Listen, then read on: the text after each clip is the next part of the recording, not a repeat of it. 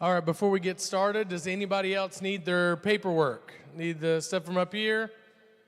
Make sure to get you some.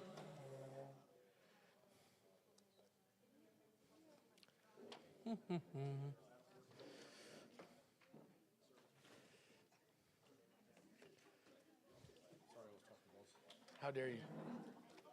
Did you get paper? There you go.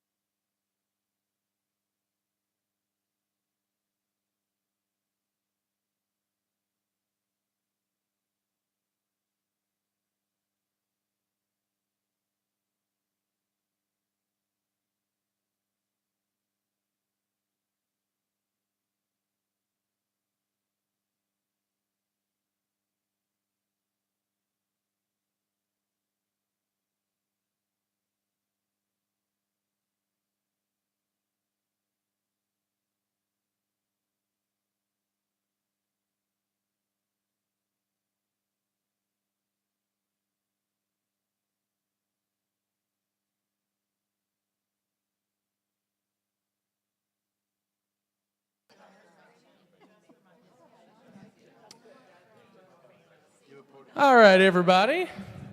We're going to get started so we don't try to keep you out too late. We do appreciate having everybody here. Whoop, I forgot to move the camera down. We're just going to move the camera down right fast. Anthony, go ahead and introduce yourself, bro. Hey, I'm Anthony. Well done. Do you need more than that? Yeah. Hey, I'm Anthony. I'm the Associate Youth Director here. This is my third year as of some date around this time. I don't know. The first time I did training, I was actually one of you just sitting out there listening, and now I get to be part of one of up here doing this part. So it's fun. Thank you all for being here and volunteering your Wednesday nights for the rest of your lives. I'm kidding. We do appreciate all that you do for our group. Our youth group is one of the largest in the area, and it's all because of you guys. Jack and I are not special at all, but you guys really... At all was kind of far. But our group is successful because of all of you. It really is. That y'all make the difference in our group, and we really appreciate all that you do. Absolutely, and like Anthony said, he was out there amongst the volunteers, and then came to work here. So reach high, everyone, reach high. Just not this high. We'll kick him out, and we'll bring him in. Yeah. No, we are so glad to have you all here. And what we're going to do tonight is we're going to run through our handbook. Then we're going to take a quick look at our youth calendar and the schedule. Then we're going to go over some of the room assignments. That's some things we're going to talk about. And then we're going to have a time of prayer. And that's the night, all right? We are not going to read the handbook verbatim. So you're welcome. But you're welcome to take it with you and read it verbatim later. We will cover the things you absolutely need to know. But you are stepping into something that is, like Anthony said, the biggest deal in our youth group. And it is the fact that we have awesome people who are following Jesus, investing in these small groups. Several years ago, probably about a decade ago now, we started getting beyond the point to where, like, I could know every kid real close. And that was a hard time. And we had to really put an emphasis on our small groups. And then, lo and behold, we started growing by a lot. And I wasn't hurt, but But what it really, maybe a little, but really it is that ability you have to see your students. You know, they have a lot of times they're having to go places that they are one of many. And our hope in small groups is that they are one of a few, and someone is caring about them, asking about their lives, calling them out on their crap, things of that nature. That's what you're here for, and we cannot thank you enough. So go ahead and open up your little booklet here. We're moved past the hey there because we said hey there. Please don't look at the table of contents because I don't think those page numbers are correct anymore. Moving on beyond that, we are Jack and Anthony, so we're going to skip past that page. If you don't know us or our church, you can take a look at churchofthehill.com, and we have lots of great staff. The one thing that we do have, and we are not ashamed of it at all, is that we do have small group leaders who may be invested in another church on Sunday mornings, but they invest here during the week. And as long as you are loving Jesus and growing in your faith, I don't care if you're here or you're at Compassion or you're over at any other name of churches I can't think of off the top of my head, but you know what I'm talking about. We love the investment you have in our kids, and as long as you are in that space, we want you to know you're welcome. We're so glad that you're jumping in here. Anthony, you want to go over our weekly programs? I would love to go over weekly Yes. programs. All right, weekly programs. Basically, we have Sunday School, U 3.0. Meets at 10 o'clock. We split up our high school and middle school. Middle school meets in the youth room. High school meets up in room 201. Just regular Sunday school time. We dive deeper into the Word, either using videos or Bible study, just however we can fit that in. It's usually a little bit smaller group, so we can kind of get a little bit deeper than you could at your regular, like, big Wednesday night service. We have Wednesday night youth, which is why you all are here. Wednesday nights, 6:30 to 8. Most every Wednesday night we have school. We wouldn't normally have youth that night. Then we have Thursday breakfast between 6 and 6:45. Is that the correct time? That's the new time. Okay. Because middle school and high school starts early as crap. And that is on video, and I'm glad it is. Yeah. Everything's being recorded. 6 o'clock to 6:45 at Sunshine Breakfast. It is over there by Publix. High school is going to meet in first and third, middle school second and fourth, no breakfast on the 5th. And the same thing with Wednesday night. If we don't have school on a Thursday, we're not going to have breakfast on that Thursday. Right. You want to do trips and treats? Yeah, and I will say for those who, I know I got a lot of eyebrows raised with that breakfast time. If we get to doing breakfast and we're there stinking early and it's working, we'll back up. But right now, I have a feeling we need to have a little bit extra time. So anyway, so trips and retreats. We have SWO, which is Snowbird Wilderness Outfitters. That is a summer camp that we take 7th grade, current 7th grade through 12th grade to. Last year we took 120 total people, 13 chaperones, and however many youth that makes. So we have an awesome time up there. That's in Asheville, not Asheville. No, it'd be cool if it's in Asheville. It's in Andrews, North Carolina. It's an amazing trip. So that's one of our trip offerings. We also have Camp Connect, which is for middle school students, actually 5th grade, current 5th grade through current 7th grade. They'll let you get an 8th grader in there if you ask nicely. But that happens down at St. Simon's Island, down at Epworth by the Sea. And that is another offering we have. And then we have our Appalachian Service Project. That's for 9th grade and older. And that they go up to one of a number of places. This past year they went to Johnson City, Tennessee. And they worked on new construction this year with all the homes that were lost in the flood a year ago. So that is coming up. And then this year we have something new. We have a senior retreat. That is going to be just for seniors. So we're going to go somewhere probably within 2 hours and do a spiritual retreat for them. We are going to have, and I'll talk more about this a little bit later, we're going to have like a mini day retreat for middle school and one for the high school. That'll be one in the fall, one in the spring. The middle school is going to be in fall, high school will be in spring. And that's going to be, if you're old enough to remember the not lock-ins we used to do, which was about 1 p.m. to like 10 p.m. It's going to be an event like that, although it's going to involve worship as well as probably some sort of service thing, as well as big games and activities. So we're making sure everybody gets covered with something special. We're just going to only go overnight during the year with our seniors.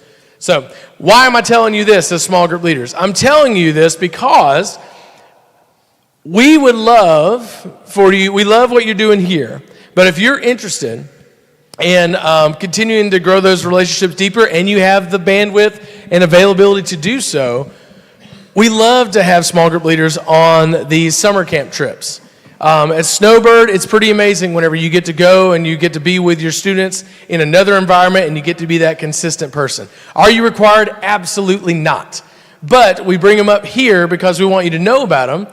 And if you're interested in being a part, we'd love for you to be a part of that. I will say Camp Connect, we don't have any chaperones that we just drop them off and get out.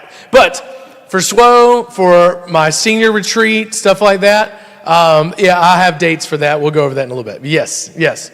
So, all right, there we go. Anthony, you want to talk about our big win?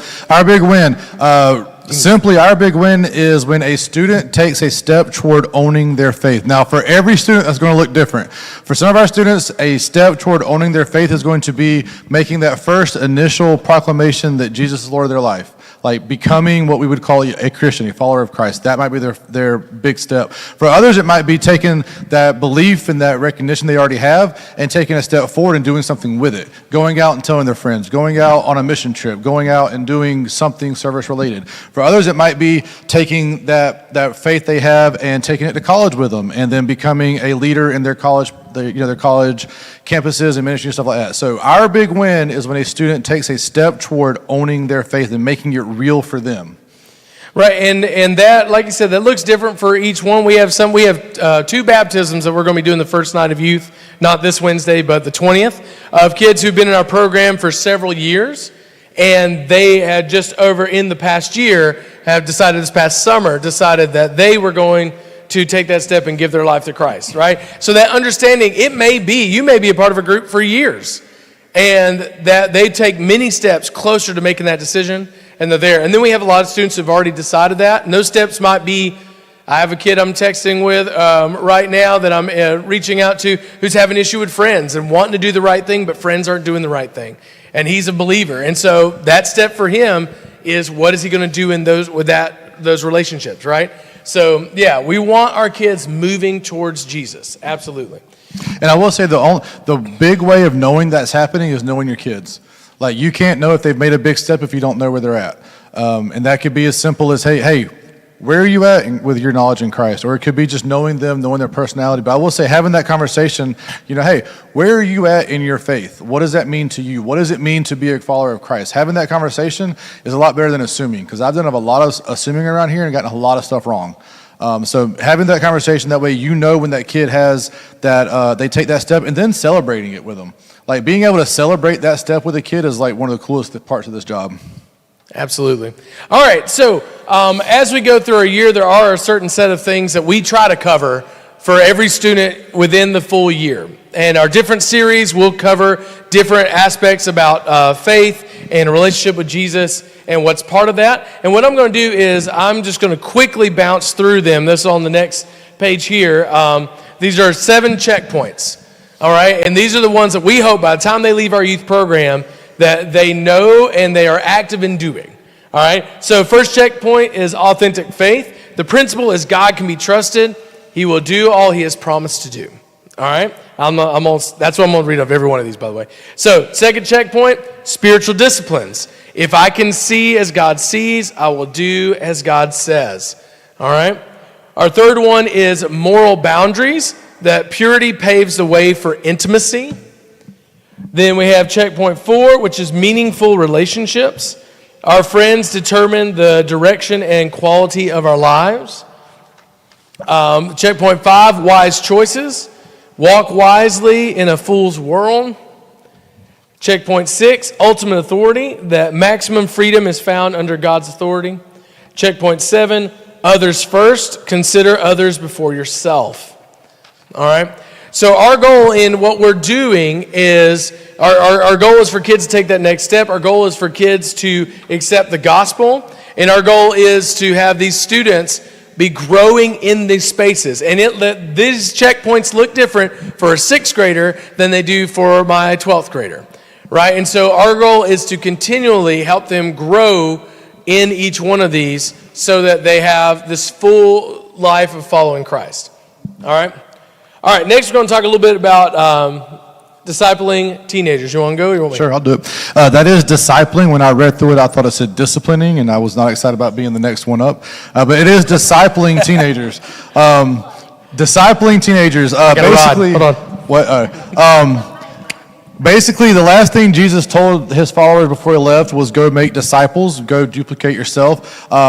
Here, we are all about living in a community with each other and inviting our teenagers into that community. So we want to make sure that our kids are not just learning the information, they're being able to live the information, being able to duplicate what you know about Jesus and about the faith that you have, and teaching that not just in a practical hear the words way, but in a way that they can then live that out and they can be examples to others, because they should be making disciples themselves. So it doesn't just stop with our group. Hopefully our group is then making disciples of other kids in their schools, in their clubs, in their sports, their bands, whatever it is. And that way they're making disciples there, and it just keeps going forward. Because the Great Commission is all about making disciples, but it's about making disciples of the whole world. And I think that starts here with us and on a Wednesday night with our group. So go and do, and instead of just go and talk.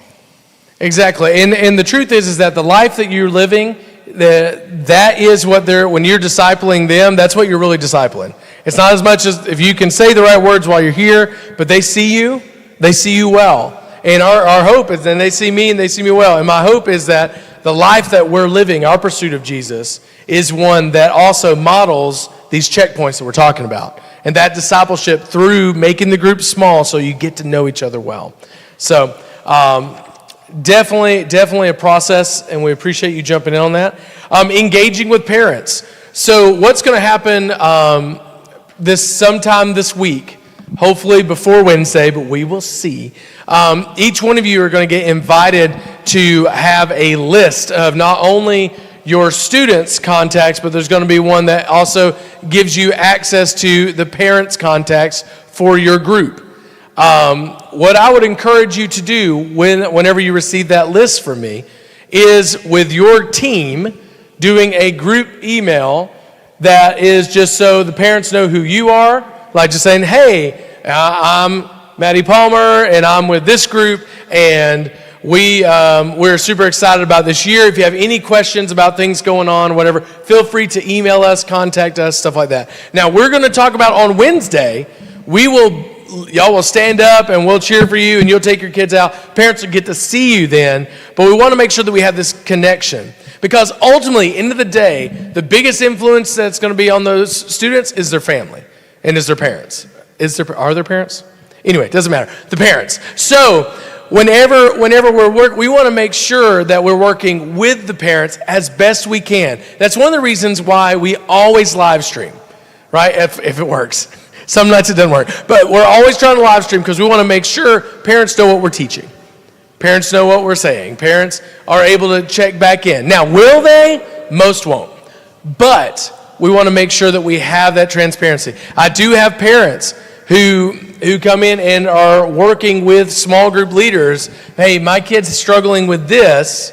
Just want to let you know, have you seen that? Things of that nature. So we want to invite them in to let them know that we are approachable, right? That we are on the same team. We're doing our best to raise this kid together as a village, but they're going to have the most impact. So when we're working with students, working with parents, sometimes what we will say will contradict parents in the sense of a parent's not a believer or something along those lines. It may go up against it. Do we disrespect that parent? No, we do not, right? We want to make sure that we approach, that's what your family says, but here's what we're saying that God's word says, or here's how we're going to approach that. Oh, your dad said just slug him. Okay, well, that's your dad said that, but here's a different way to look at it, right? We want to make sure that we're not fighting against our parents, that we're involved and they know that we're on the team and that we're working together. All right? Beep, next page. Small group leaders, the win. So the win for our small group leaders is when you build relationships with students and help them build relationships with each other. So what that means you have to be involved in their lives. You have to be involved in their lives outside of just Wednesdays. I have a story that I like to talk about with this. I drove the bus one of the few buses that made it to Snowbird the year of the buses, okay? On that bus, I had a group of mainly senior girls, and I had only met like 2 of them ever before. I didn't know half of them even existed until I walked in and sat down in the front seat, and I said, "Hey, good morning." And they all looked at me like they were wanting to kill me because it was so early. On that bus ride, hardly any of them talked to me anyway, and we made it almost all the way because we had to bail them out and let them stay in Atlanta. One of those girls was a volleyball player who now plays up in college, and I found out she was a volleyball player. I'd never been to a volleyball game before in my entire life, outside of like co-ed like rec volleyball that you play in college. I went to her senior night game. The first ever, and actually at this point the last ever volleyball game I ever went to was that senior night game, and I got an invitation to her graduation, got to go to her party, and like every time her mom sees me, I get this really big smile and a, "Hey Anthony, how are you doing? All this kind of stuff." I don't know that I've ever spoken to the daughter more than like 2 sentences my entire life. But I had made that little bit of a link of a relationship by going to the game, by showing up for an important event in that student's life. And that's what our win is for you guys, is that you show up and you show up in their lives at their special events. You go to the homecomings, you go to the band events, the concerts, the special nights, you go to I don't recommend cross country because you're watching just one kid one time go by, but show up and be there at the very end. But be there when they have those important special days that you can celebrate with them. Whatever the special thing is, that's how we as small group leaders have our wins, is when we help build relationships with them, and that helps build relationships with each other, because if they see you out there, they're more likely to go out there for their friends and for I was about to say coworkers, that's not right. For their fellow students. They're more willing to go out there and do that if they see you doing it. So our expectations for you all are kind of... Pause, I'm sorry. Before we get to there, we know you can't make everything. I just want to put that out there. Yeah. We know you can't make everything. And I mean, in this example, he made one thing, one time. One time. And made a big difference. What I would say is this: within this building relationships, a lot of it, most of it's going to happen within that 45 minutes that you have them, right? A lot of it's going to be there, or all small group nights. We'll talk about that in a minute.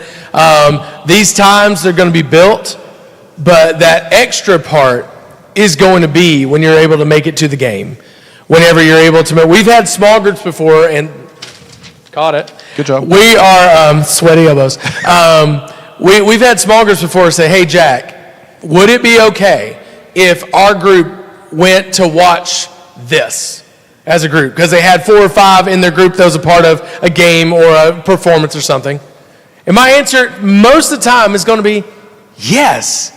Go do it. Go model that you care. Go show that they matter, right? That's a big deal. And whenever you're able to do that, again, how many times do you do it? Most of you in here have kids of your own that you're taking 12,000 places, and some of you in here, you got travel play, you got a lot of stuff going on, you do. But if you're able to make like 1 or 2 things a semester, it'll make a big difference, right? So that's what we hope for, right? Now, will you be able to make everything for every kid? At least one? Probably not. But they'll see the effort. They'll see the caring, right? So I just want to put that out there. We're not saying you better be at every football game, every volleyball, every basketball, every band competition. You better be there, right? No, but if you can make one, be there and be happy to be there and have the fun. Do what I do, take pictures and then post them. And then you're like, see, I was there. Whatever you need to do. But let them know that you care in that way. It's really good. And also the parents see you there too. And that plays a big part. Oh, a huge part. Yeah. If the parent sees you at their kids, like a lot of, like my kids are in band, chorus, and coming up orchestra, and I'll be at all those things. So you'll see me there, not necessarily because I want to be there necessarily, because 6th grader band or orchestra it's rough. But I'll be there. Say again? Yeah, there you go. And it's going to be tough, but we're going to be there. And like a lot of parents will see that you're there, and they'll recognize that. Do you want to do qualifications now? Yeah, let's jump into our expectation qualifications. You do the qualifications. Okay, I'll do it. All right, the qualifications that we expect of you all is that you love Jesus, you love students, There we go. you stick to our code of conduct that we'll go over in a minute, You commit to lead the same small group for at least 1 year. You attend a weekly worship service other than youth at least twice a month. You pass a background check. So that's the attend a weekly worship service. That's what Jack was saying a minute ago, where if you're not coming to our church, that's okay, but go to church. Like, go to church at least twice a month outside of just the Wednesday night service. Don't let Wednesday night service be your church service. Go somewhere else and be filled up for yourself instead of having to go pour into other people the whole time. Right, and I'll say this: if I don't see you for like a month or two on a Sunday, I may come by and be like, "Hey, so where you at? What you been doing?" Hey, and that's not a like, "Hey, sinner, what you got?" That's just me sitting there going, "Okay, where are you going? CBC? Awesome, man. They got some good stuff going on. I'm glad to hear that." Right? Because again, you can't lead somebody where you ain't going. So we need you. That's an important part about this. So make sure, and you're not going to be perfect. We're not saying that. Growing in your faith. That's what we need. And that's a part of it, is attending. All right. In the background check, we'll be running doubles in the office. And if you're not covered, we will be sending you an email. Fill it out when you get it. Okay. So I didn't have the stuff here today. All right. The specifics. All right. You need to show up to our program every week. Now, what we mean by this is that sometimes we have to miss. That's fine. You need to please let me know as soon as you know. Digitally. Don't tell me nothing. If you tell me something, it'll be like, I'll sit there and go, I'll show up and it'll be, oh, right, they were going to be here. They weren't going to be here. That'll be like after the fact. Please send me an email message or a text message. Either one. What I typically will do is I'll try to right then send it to the full group, or make sure to make a note of it. ADD. Make sure to make a note of it. But if you tell me, that's awesome. But follow it up with something digital.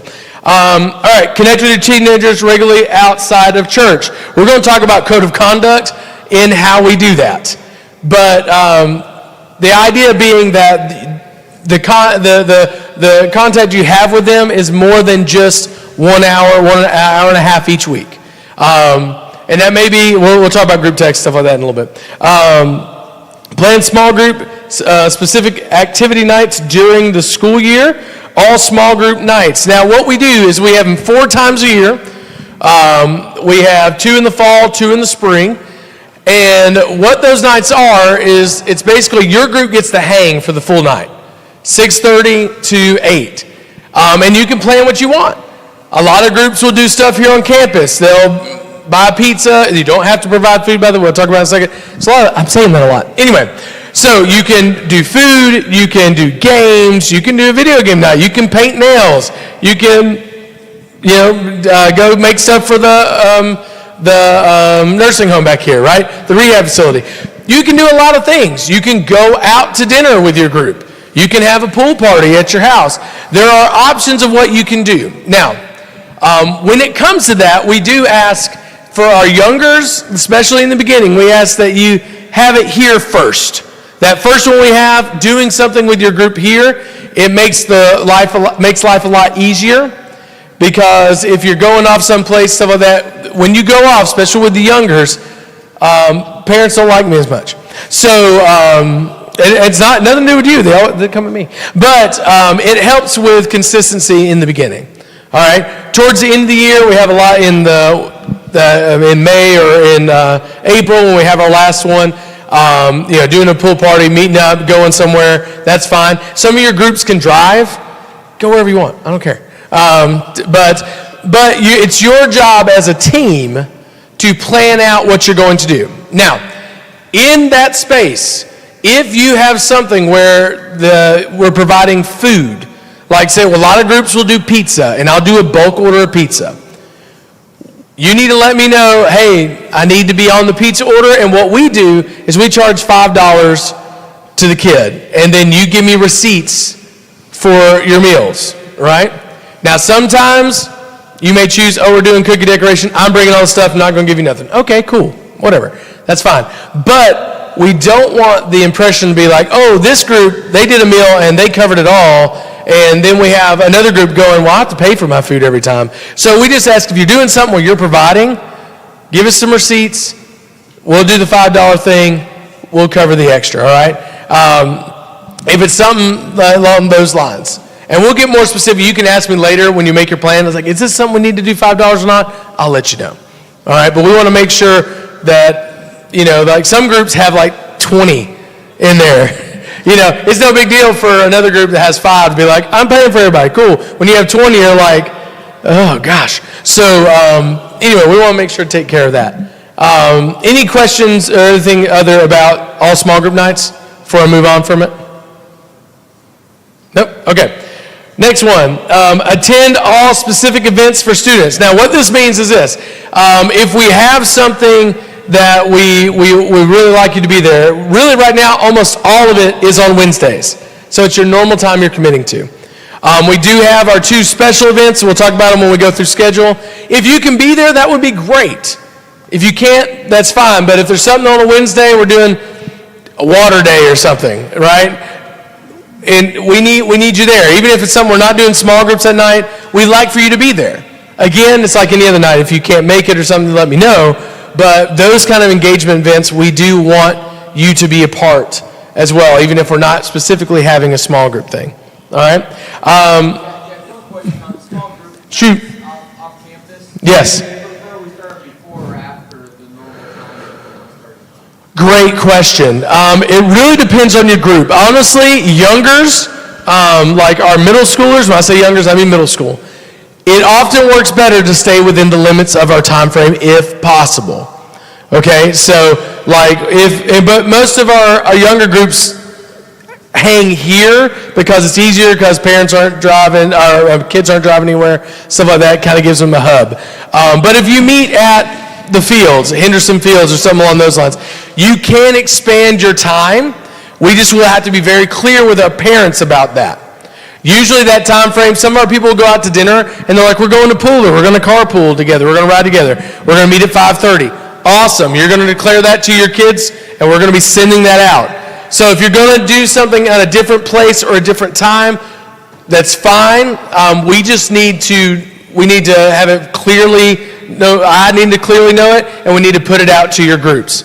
This also reminds me that whenever you come up with your plan, you'll send it to me, and then you'll post it on our church Facebook page, or someone from your team will. Post it on not church, but the youth program page. That way, that it's posted there, people will know. I'll have the copy of it. I'll make a master sheet list for myself, so if someone asks, I know where 7th grade girls are, right? So yeah, that's a great question. Any other questions about small group nights? Cool. All right, attend all events, meetings, and gatherings for volunteers. This is pretty much it, so well done. Good job. Sorry for those who are watching online, we miss you. Okay. And then last one. So our official teaching should line up, like small group teaching should line up with the theological standards of Church of the Hill. What I mean is that in our church we have, and even within our group, we have different denominations represented. We have different theological backgrounds represented. If we have a theological teaching we're covering that night, and your theological thing is different, like your traditional whatever's background, we ask that you back up what we're talking about. Now, we're not asking you to lie. Like if you sit there and go, we don't baptize infants, and you're like, I can't stand that. And I'm like, okay, cool. I'm not going to do one on baptizing infants, but if I did, right? We don't want you sitting there going, well, Jack's an idiot and that's all wrong. Don't do that. Don't do that. But if someone says, well, hey, what are your thoughts about baptism? Then you can respectfully disagree with me. Right? That's okay. But what we ask is that with our teaching, what we cover, that you back us up. Now, if you have a question about something coming up, and you're like, hey, we need to talk. Come talk with me. I would love that. Okay? So just in general, that's how we want to cover it with that space. All right? All right. The fine print. The fine print. It's like cursive.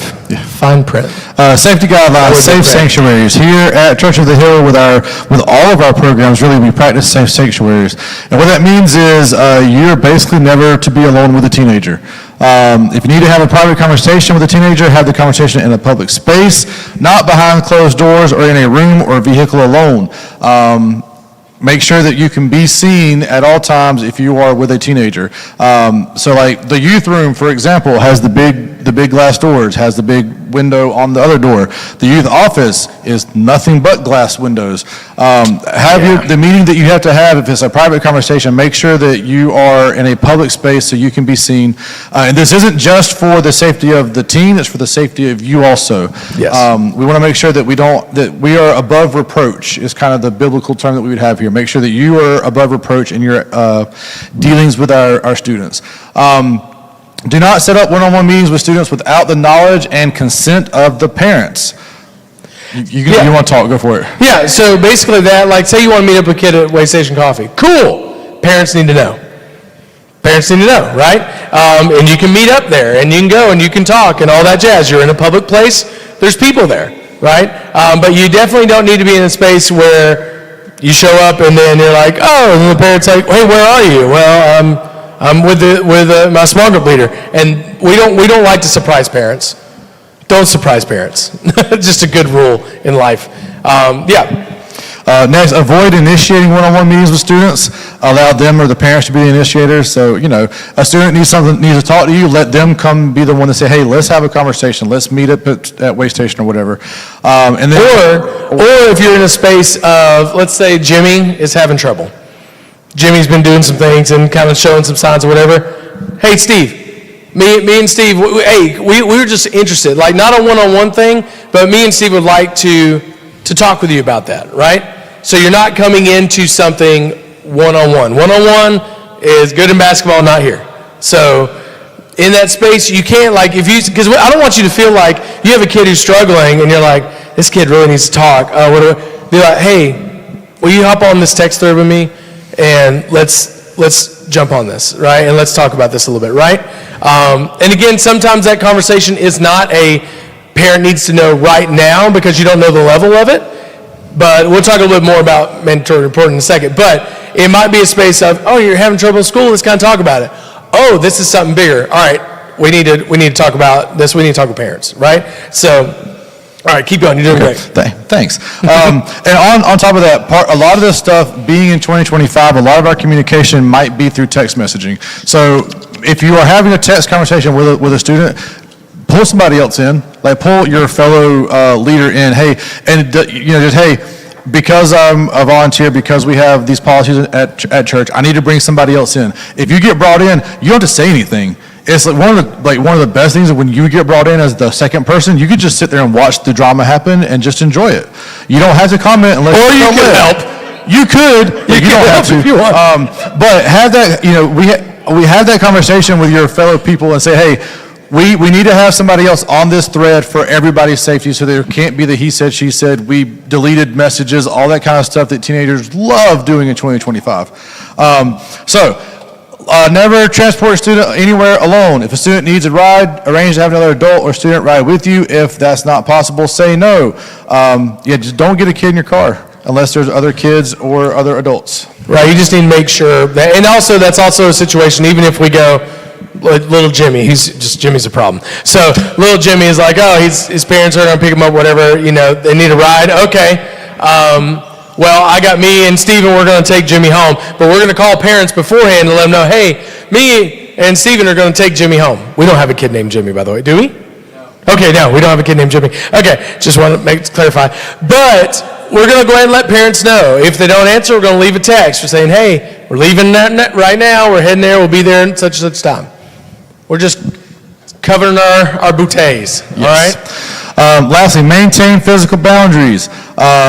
We have kids we have adults, I'll say this also, in our group that love to hug and love to have the physical boundaries stretched. We have groups that like to be more physical than I'm comfortable with horseplay and roughhousing and fighting, and it's all just in good fun. They're just guys, they're just students, but they love all that stuff, and I'm not comfortable with it, and don't touch me. But maintain physical boundaries. If a student needs a hug, give them a side hug. Leave room for Jesus. This is okay. Front to front's not okay. Be smart. And here's the deal with the hugging, right?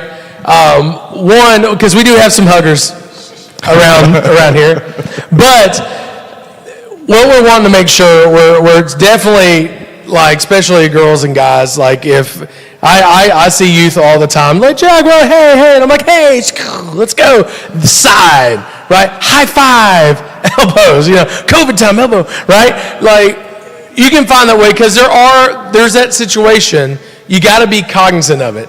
And if you're not sure how this is being received, then you definitely need to make sure we're doing the things that we need to be careful with those physical boundaries, right?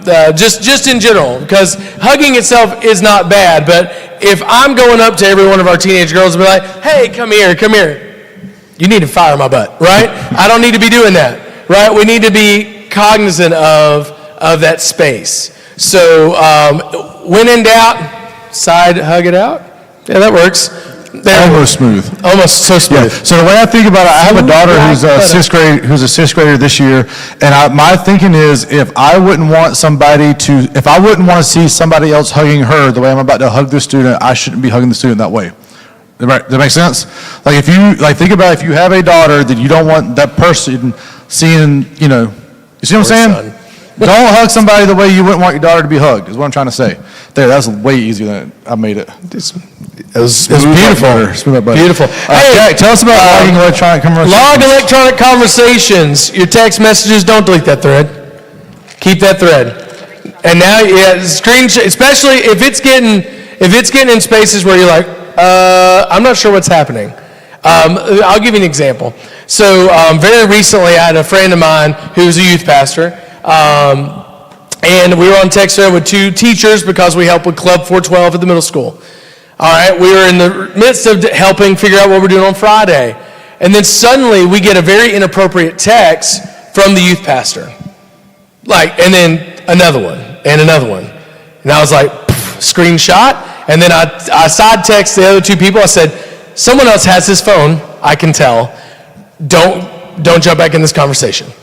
And so come to find out, someone else did grab his phone and was sending stuff that was just not very good for a youth pastor to be sending. It's all cool and gravy now. It actually was an adult, and that person's being dealt with. But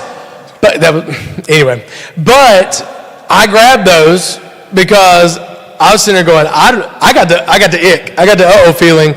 Let's grab it. We're going to hold it. Now, I didn't leave it in there so it can be deleted out. I took the snapshot so I could save it if I needed to share it with someone else.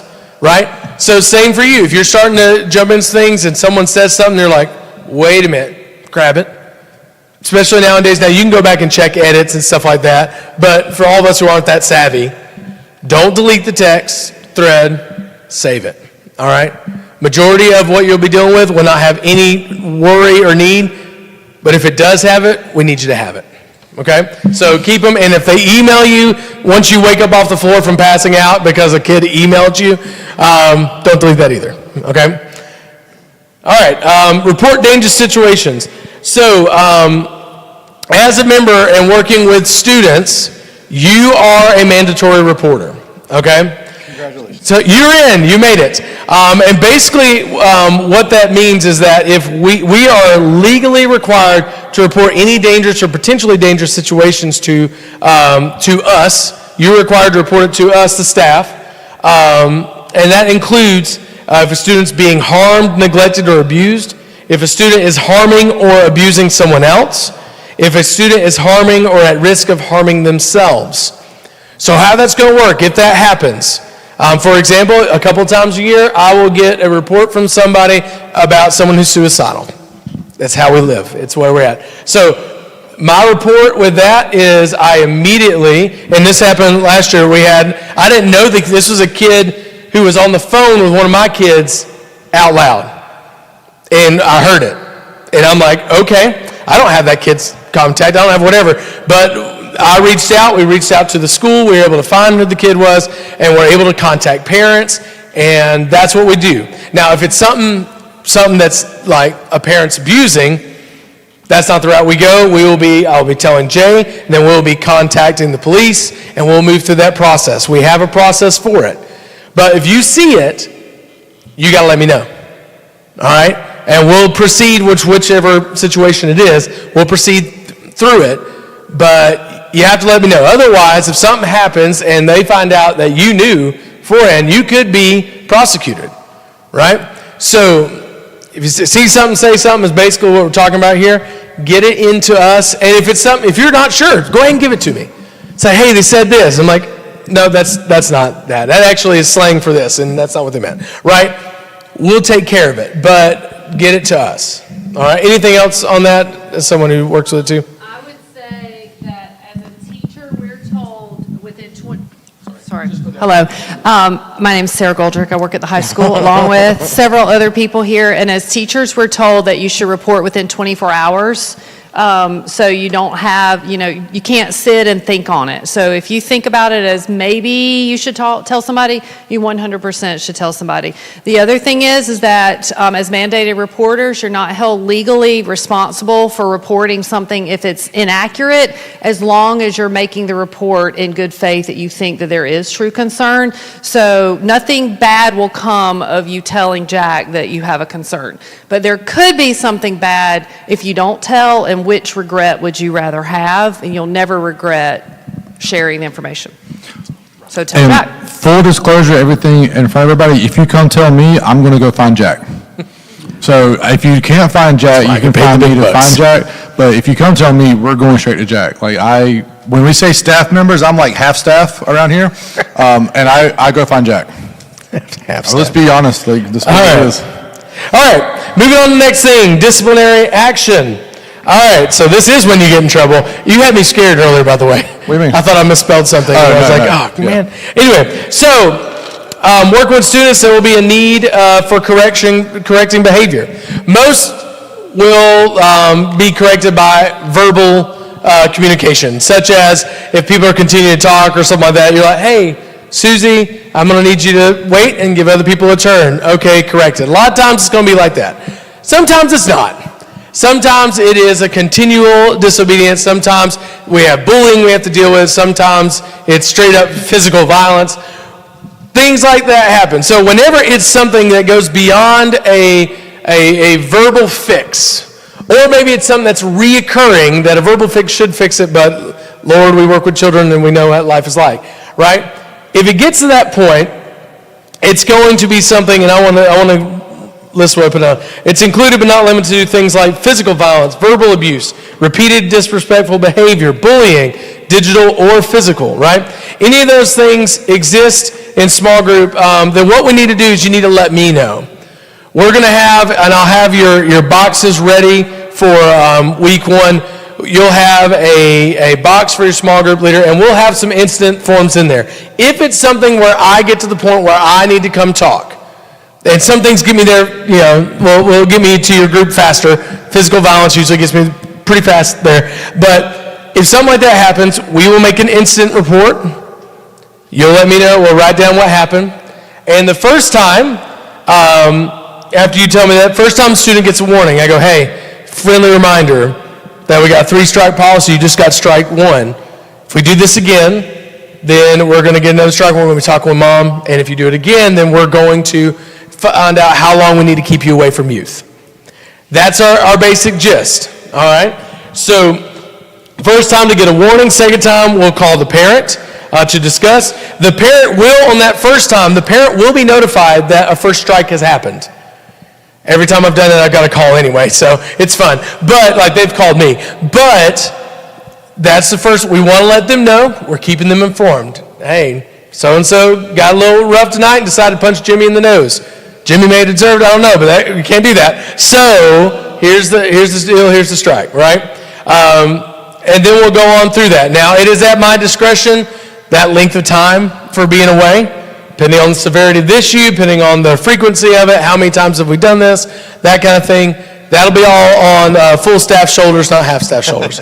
So, and if you have any questions about that, another thing on disciplinary things, sometimes your group may just be a little unruly, right? Maybe there's a consistent thing. Maybe it's not one kid. Maybe it's like 5 that they rotate through and all that, and you're like, hey, this is not working well. Then you are more than welcome to say, hey, Jack, I need you to come in and talk with the group. And I will come in and we'll have a talk about, about respect, and we'll have a talk about what's okay and what's not, and what we're going to do if we need to change some things because of whatever, right? So you are welcome to call me in to talk to the class, if you will, all right? And I do not mind doing that, right? But this is our set, and if you have any questions about it, or if you're like, should this be something or not, just ask, and I'll let you know and be like, oh, yeah, we probably need a call, or I'll be like, no, that's okay, along those lines. And it doesn't have to be your group that you say something to. If you see if you see a group that is not your normal, doing something out of line, saying something out of line, you are more than welcome and encouraged to say something to that group. And a lot of groups, if they're during the services, they'll be unruly or whatever. Go sit with them. Sit with your group anyway. But like if you see a group not acting the way they should be, usually, like, proximity is the cure for a lot of ailments and behaviors. So yeah, don't sit. And that is a good point. It definitely does not have to be your crew. I'll go ahead and tell you, half of the problems we have is in that final 10 minutes when we're out on that playground. Over half of the things I have come from that time frame, right? And proximity works there too. So if your group's out there, I know my middle school groups, we're like, they need to run. We need to let them loose. And that's cool. Go let them loose, go be close. Be around that space. That's where most of them happen. So just so you know, but yes, it doesn't have to be your kids. You see something happen in another group, come let me know, and we'll get it figured out. All right, let's keep on moving. Code of conduct for all volunteers. We expect you to work hard. You're important in our ministry. We need you. Please show up on time. Give your all. Be faithful responsibilities. We expect you to be kind. Ministry is all about people. Be kind to them. Be like Jesus as best as you can be. More than any other role, the small group leaders have the most responsibility because you have the most influence in people's lives. You look like Jesus, and then the people that are following you will then eventually also look like Jesus. So make sure you're doing that. And do that especially in key areas. Treatment of others on your team. Make sure that you and your co-leader are being respectful to each other and not bad-mouthing each other. How you talk about our church? We're not a perfect church. We're pretty good. We're not perfect. So make sure that when you're talking about our church that you are being, kind and respectful, and then we're all doing our best like everybody else. Your social media presence. The things that you post online are important, and they are seen. And they're not just seen by the kids, they're seen by their parents more than likely. And if you post something that is anti-something around here, you'll get called out, and you'll get a text message, and they'll say, hey, you have kids parents that could see this, and then you have to go deal with that. Ask yourself, does this post reflect that I love God, others, or self? If it answers no to any of those things, probably don't post it. And your social media is not private. You want to say something? No, I said third. Okay, good. And then don't put your drug or alcohol abuse, abuse? Use, wow. If you're abusing it, we got more conversations to have. We need to talk. My bad. We do have to talk. If you're using or if you're using drugs or alcohol, don't put that online. And don't put your sexual behavior stuff online either. If you're abusing it, definitely don't put it online. We definitely don't want to know that. So, please don't. Dig me out, please. But here's the real deal. Just assume anything you post, your child is going to see it. Anything you post, just assume your students will see it. And how does that jive with whatever we just learned about at church? That's the basic of it. So, that's the motto I have to do, because I have within my work, I don't have anything free like that. You gotta look at it and see. That's what we ask. Just make sure, and then go ahead and let you know if we do see violations of this. Like we see you're putting people down on social media, or you're posting things. I look at it and go, ooh, I'll call you, and I'll be like, hey, I saw that post, whatever. All right, I feel like that doesn't go with our guidelines. Do you mind taking it down? And that's how it'll go, right? And then we can have a discussion about it, right? And again, it may be something that you sit there and go, hey, this is coming across this way. Just want to let you know. And it doesn't happen often, but if it does, I'm not afraid to talk to you, because you deserve a chance to sit there and talk with me about it, and we can work it out, right? All right. And that doesn't mean like, you can still be yourself and everything. Like Absolutely. You still get to be yourself on social media and everything. Just remember that you're being seen and you're being watched. Like be careful little ears what you hear, like that song from from my childhood. You're being watched. Like people will see it and then they'll know that you're a part of the group and then that reflects on all of us. So True. be like Jesus. Be like Jesus.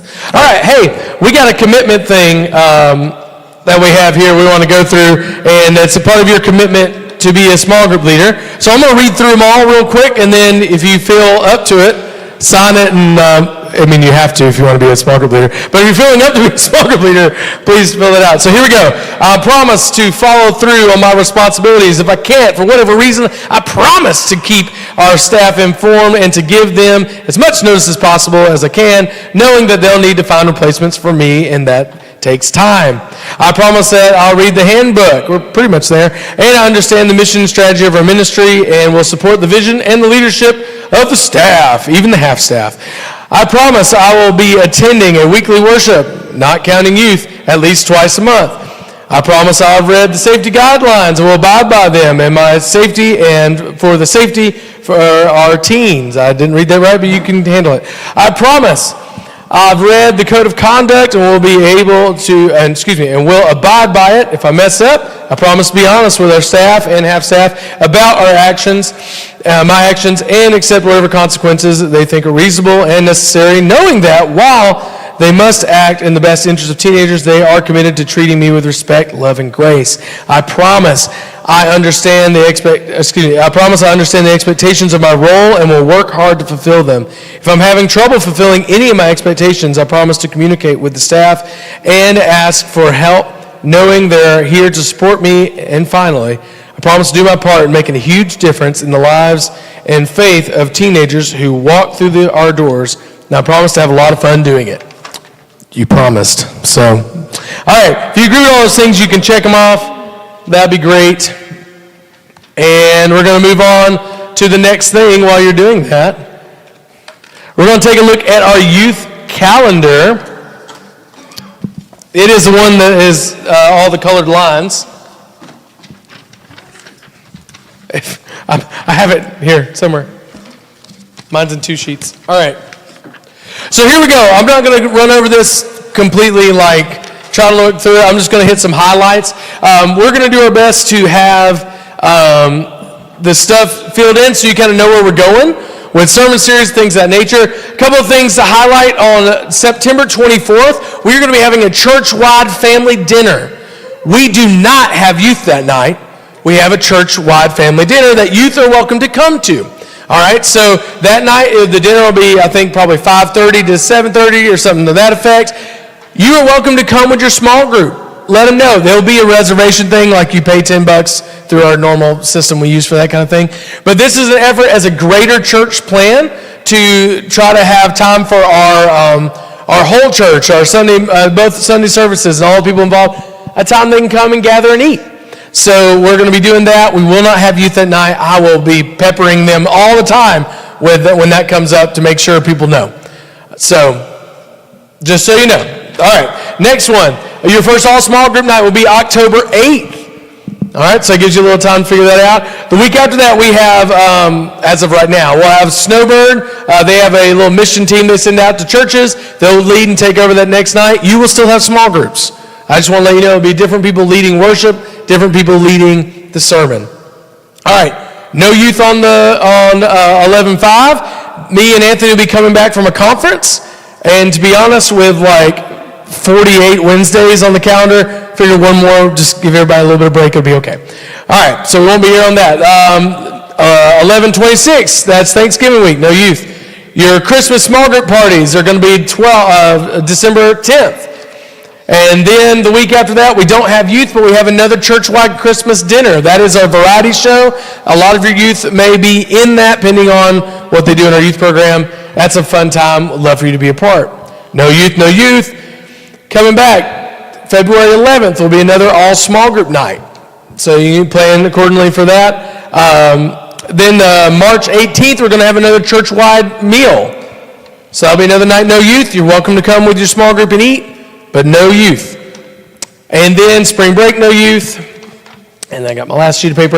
All right, and our final one, all small group night, will be the 13th. So that will be whatever your final year party is. The week before that is senior recognition. So we try to get it done earlier because they get busy and it's life be cray-cray. All right, then the following week, we don't have youth on the 20th. That will be our Snowbird meeting. And then that next week, we're going to SWO. And special events that you need to know about. On November 15th, it's going to be our middle school bash. We'll have a better name for it by then. But that's going to be our half-day event where it's kind of like the lock-in thing. We'll do games, we'll do worship, we'll have some sort of service project. It'll be here on that Saturday. Love for help if you can. On the February 28th, we'll have a high school bash. Again, better name coming. Same thing. They'll be doing different stuff because they're high schoolers, but another event of the same. And the last one I did not put on there is the weekend in, I think it's 16th, 17th, 18th of January. It's going to be our senior retreat. That is that holiday weekend, President's Day, winter break. Yeah, so we'll be back on Sunday of that week. We will not be, they'll still have their Monday off. But those are the dates you need to know. If this changes, I will send it out to you. Okay? All right. Moving on to the next thing. But you. All right. Joe, go ahead. The senior retreat, that's going to be in January. Yeah. Correct. Yeah, I forgot to put it on here. I accidentally left it off. And I was like, I printed 48 copies. I'm going to... Yes, it's Martin Luther King Day was the Monday after that. It's like the weekend before Martin Luther. Depart on Friday after school? Yes, it'll be a depart Friday. We're going to go somewhere within 2 hours. So we'll depart after school, and then we will come back that Sunday, probably by that Sunday evening. No, I'm talking about in January, so yeah, whatever one is in January. MOK, okay, that's the senior one, yes. Okay, yeah. There you go. There you go. Things I should know. But yeah, so that'll be on that way, and that way they still have their day off. They'll still have that freedom there. And that was put together and requested by seniors. They really want to do a retreat, and I was like, you know what? If you want to do one, we'll do one. Let's do it. All right. So small group rooms. Just to let you know, I did have a couple of people who were interested in new spaces. So what I want to tell you about, otherwise, everyone's going to be in the same space they were last year, with the exception we had our sixth graders. I'm finding you out where you're going to be. We're going to get that figured out. And it's also for both sets of sixth graders. Beyond that, if you want a room change, we can see what we can do. All right?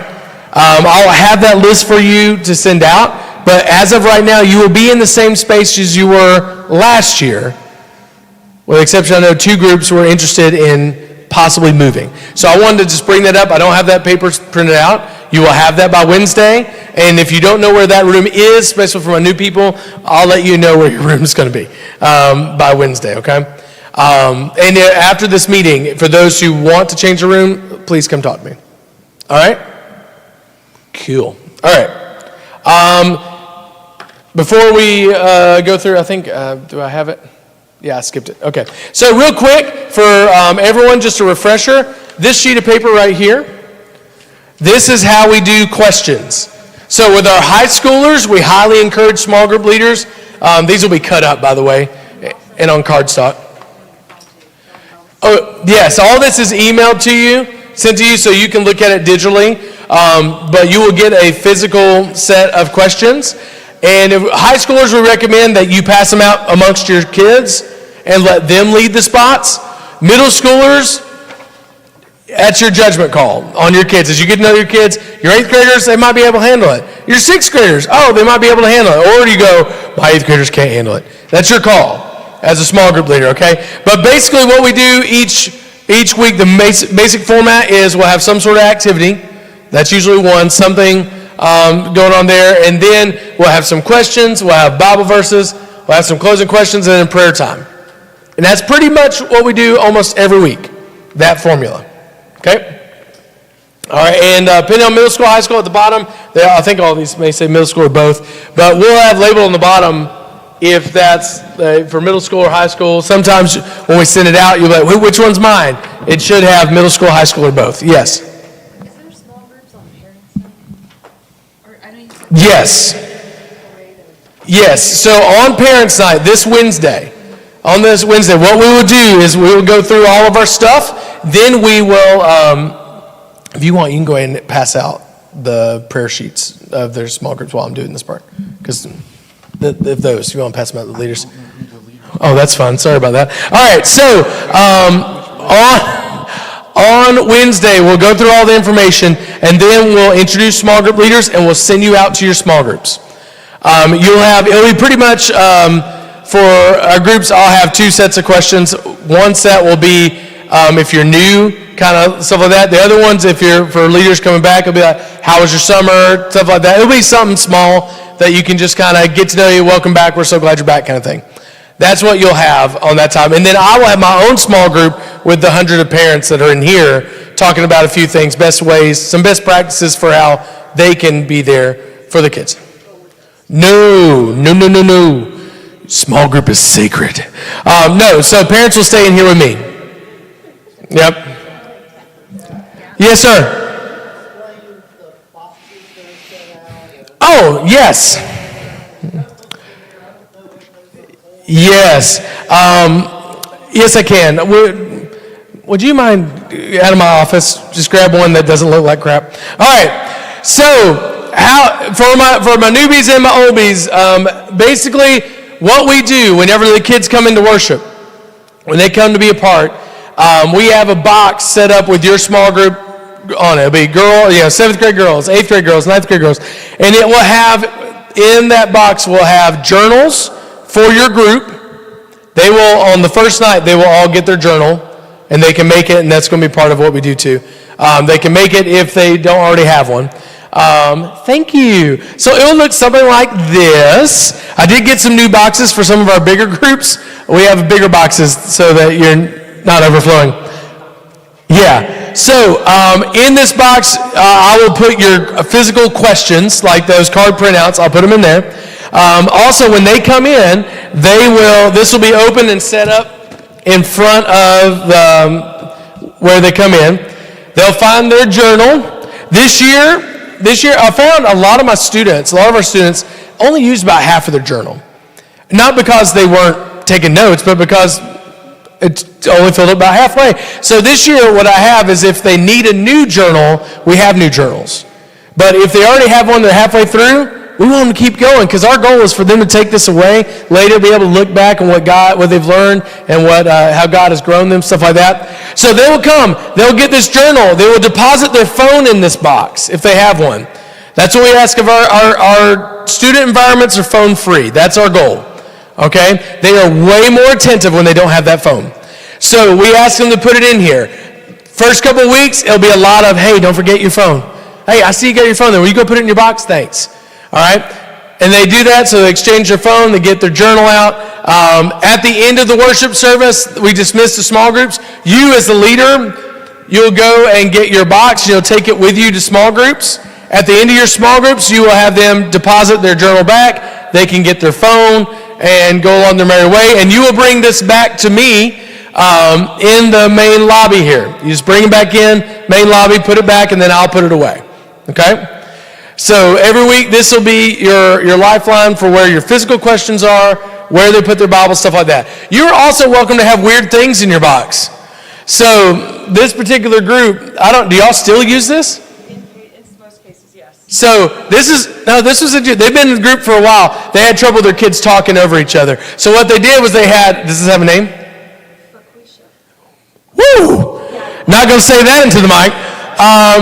So, got to be careful with that one. Anyway, bird. So, if they had the bird, they could talk. So, we're answering questions. Nope. Piper has the bird.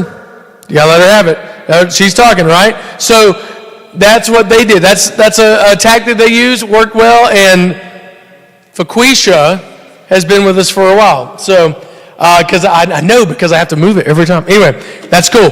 So you're welcome to do those kind of things. Some groups have their own set of questions they have for you're allowed to have some freedom about this.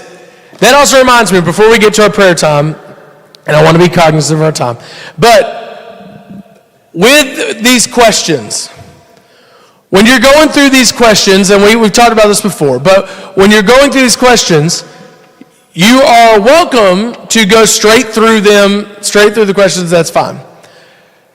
If you get on a tangent and you get through, say, 4 instead of the 6, but you're on something good, you're diving into something deep, please don't rush off of number 4. Stay with it. Finish it. If you get to the end like, oh, we're out of time, guys. Hey, someone throw up a quick prayer and get on out of there, right? But you have the ability to you may look at the game I made and you may go, that game is dumb. Or you may go, that game, my kids don't need to do this first.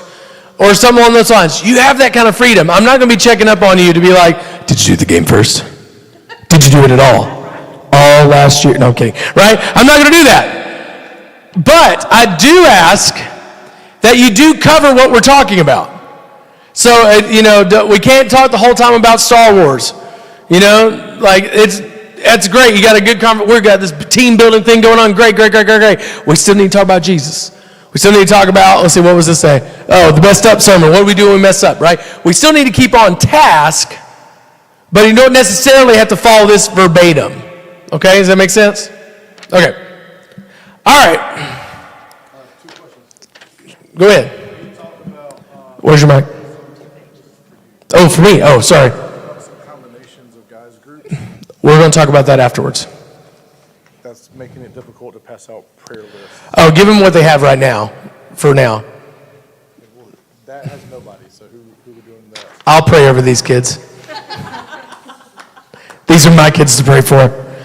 Pray over them. All right. So what we're going to do now, if you're not near your people you're going to be working with, now if you're a sub, you just pick whatever group you want. But what we're going to do is we're going to have a little prayer time here. And we're going to do 2 things in our prayer time. The first one is this. We're going to have a time of guided prayer. I want you to pray individually over your group. And what I mean is this. So if me and Anthony were partnered in a group, then I would take a moment and I'm going to pray over Anthony. If you don't know what to pray, I have some guided prayer stuff up here. And you can sit there and go, okay, I'm going to pray, God, I pray that you work in his life. I'm going to pray for his work, even his half work, right? I'm going to pray for his family life. Wisdom as a small group leader, SGL, you'll see that a lot. I'll pray that this process, right? So what we're going to do is I want you to do that. And we did this for those who came to our other training for the band. I want you to do it out loud. We're going to put some music on so we're not all eavesdropping on our conversations with God. But I want you to pray for them out loud. Now, you don't have to, if you have 3, you don't have to sit there and go, okay, I'm going to pray for you, and I'm going to pray for you. Now, you pray for you. 1 for each of you is fine, okay? But we're going to take a moment. I'm going to put some music on, and we're going to give you a little bit of time, and I want you to pray with your small group leader. After that, I'll tell you when we get to the point. Then after that, we're going to move on to praying over our kids that are on our list. And we're just going to spend some time praying for them. And I want you to pray for them by name. That list is going to be, if you don't know what to pray for them, it's not working. Did you click the thing? Will you click the next slide? Thank you. All right, so we'll put this up. And so you can pray for Jimmy. And I'm going to pray that Jimmy grows in his relationship with Jesus. Pray that Jimmy has a better year at school this year because last year he didn't do well, right? But I'm going to pray for his after-school activities because Jimmy plays football or whatever. And you may not know anything about your kid. And if you don't, you can pray general things. I pray that they grow in their relationship with Jesus. I pray that school goes well. I pray whatever they're involved in, God, that you bless them in it. I pray for boldness for Jesus, right? We're going to pray over our kids. That's going to take a little bit longer. That one's not going to be out loud. That's just going to be you looking over. And you can split your sheet amongst your group. So if you have you have a big group here. If you have multiple partners in your group here, then go ahead and say, I'll take these 4, these 5. Do that, okay? Make sense? All right.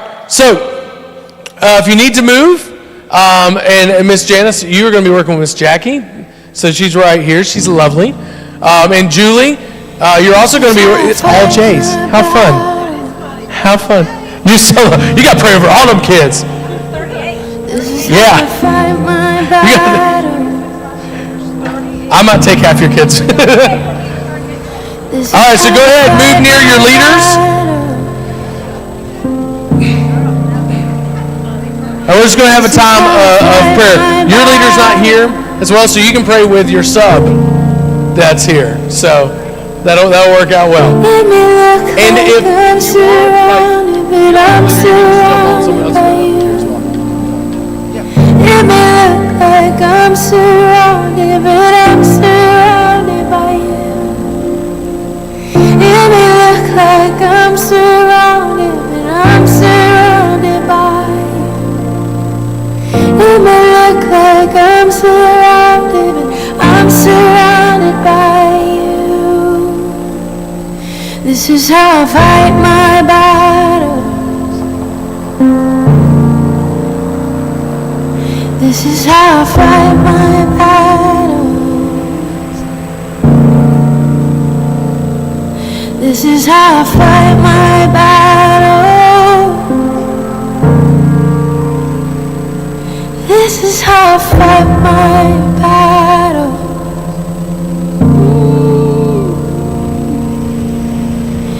It may look like I'm surrounded, but I'm surrounded by you. It may look like I'm surrounded, but I'm surrounded by you. It may look like I'm surrounded, but I'm surrounded by you. It may look like I'm surrounded, but I'm surrounded by you. It may look like I'm surrounded, but I'm surrounded by you. It may look like I'm surrounded, but I'm surrounded by you. It may look like I'm surrounded, but I'm surrounded by you. It may look like I'm surrounded, but I'm surrounded by you.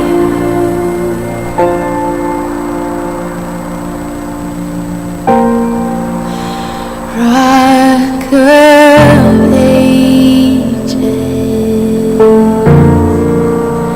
cleft for me. Let me hide.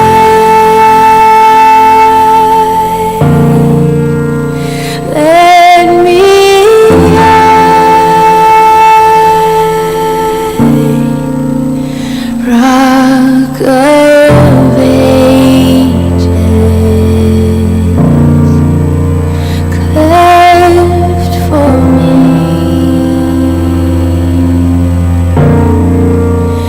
Let me hide.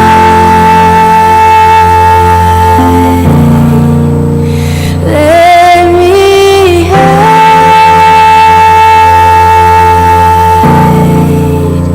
Let me hide myself in thee.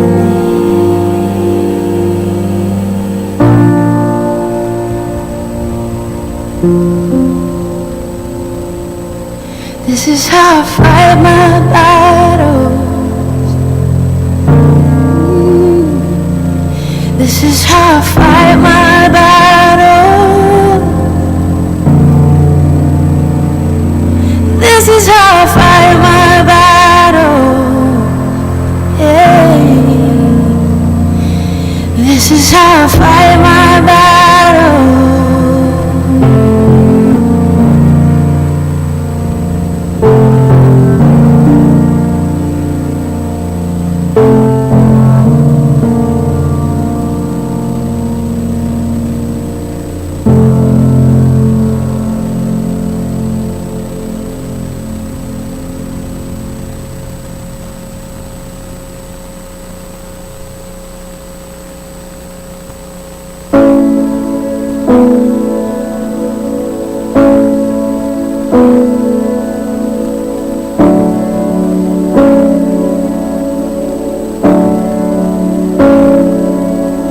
I raise a hallelujah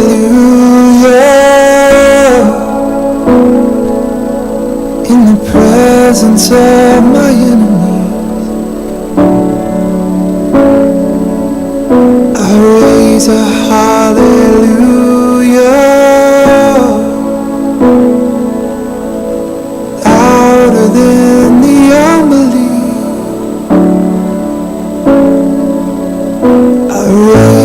hollow